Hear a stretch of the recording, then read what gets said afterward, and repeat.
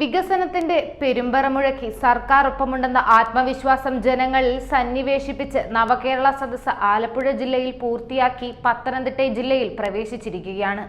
സാമൂഹിക നീതിയും സുസ്ഥിര വികസനവും അടിത്തറയാവുന്ന പുതിയൊരു കേരളം എന്ന LDF സർക്കാരിന്റെ വാഗ്ദാനം ജനഹൃദയങ്ങളെ എത്രമേൽ സ്വാധീനിച്ചു എന്നതിന് തെളിവാണ് നവകേരള സദസ്സിലെ ജനപങ്കാളിത്തം. നവകേരള സദസ്സിന് ഐക്യദാർഢ്യം പകർന്ന് സമൂഹത്തിന്റെ പരിച്ഛേദമായി ഓരോ മണ്ഡലങ്ങളിലും തടിച്ചുകൂടുന്നത് പതിനായിരങ്ങളാണ്. മഹാപ്രളയത്തിൽ തങ്ങളെ ചേർത്തുപിടിച്ച പിണറായി വിജയന്റെ നേതൃത്വത്തിലുള്ള രണ്ടാം സർക്കാരിന്റെ സാരഥികളെ പത്തനംതിട്ട ജില്ലാ അതിർത്തിയായ കുറ്റൂർ ആറാട്ടുകടവിൽ വൻ ജനാവലിയാണ് വരവേറ്റത്. അതേസമയം VD സതീശന്റെയും സുധാകരന്റെയും വാക്കുകൾ തള്ളി നവകേരള സദസ്സിൽ കോൺഗ്രസ് നേതാക്കൾ പങ്കെടുത്തു. പത്തനംതിട്ടയിൽ നടന്ന പ്രഭാത യോഗത്തിലാണ് മുൻ DCC പ്രസിഡന്റ് ബാബു ജോർജ്, മുൻ ജില്ലാ പഞ്ചായത്ത് പ്രസിഡന്റ് സജി ചാക്കോ അടക്കമുള്ളവർ എത്തിയത്. സദസ്സിൽ പങ്കെടുക്കുന്നത് അഭിമാനമാണെന്ന് കോൺഗ്രസ് നേതാക്കൾ പറഞ്ഞു.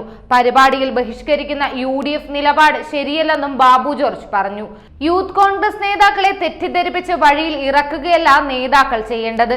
ജനങ്ങളുടെ പരാതികൾ കേൾക്കുന്നത് നല്ല കാര്യമാണെന്നും ഇരുവരും പറഞ്ഞു.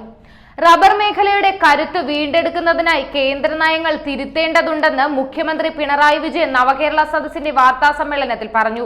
റബ്ബർ മേഖലയുടെ കരുത്ത് വീണ്ടെടുക്കുന്നതിനായി കേന്ദ്ര നയങ്ങൾ തിരുത്തേണ്ടതുണ്ടെന്ന് പിണറായി വിജയൻ പറഞ്ഞു. വലിയ സമ്മർദ്ദം അതിന് അനിവാര്യമാണ്. കേരളമാകെ ഒറ്റക്കെട്ടായി നിൽക്കണം. ഒരുമിച്ച് ഈ പ്രതിസന്ധിയെ നമുക്ക് മറികടക്കണമെന്നും മുഖ്യമന്ത്രി വാർത്താ സമ്മേളനത്തിൽ പറഞ്ഞു. വൈകിട്ട് 6-ന് തിരുവല്ല SCSHS ഗ്രൗണ്ടിൽ ചേർന്ന നവകേരള സദസ്സിൽ മുഖ്യമന്ത്രി പിണറായി വിജയൻ, മന്ത്രിമാരായ KN Balagopal, Roshi Augustine, K Krishnankutty, P Prasad എന്നിവർ സംസാരിക്കും. ഞായറാഴ്ച പത്തനംതിട്ട ജില്ലയിലെ 4 മണ്ഡലങ്ങളിലും നവകേരള സദസ്സ് ചേരും. എന്തായാലും ഡിസംബർ 23-ന് നവകേരള സദസ്സ് തിരുവനന്തപുരത്ത് സമാപിക്കുമ്പോൾ അത് സൃഷ്ടിക്കുന്ന ചലനം ഭാവി കേരളത്തിലേക്കുള്ള മുന്നേറ്റത്തിന് ഇടതുപക്ഷത്തിന് ഊർജമാകുമെന്നുള്ളതിൽ ഒരു സംശയവുമില്ല.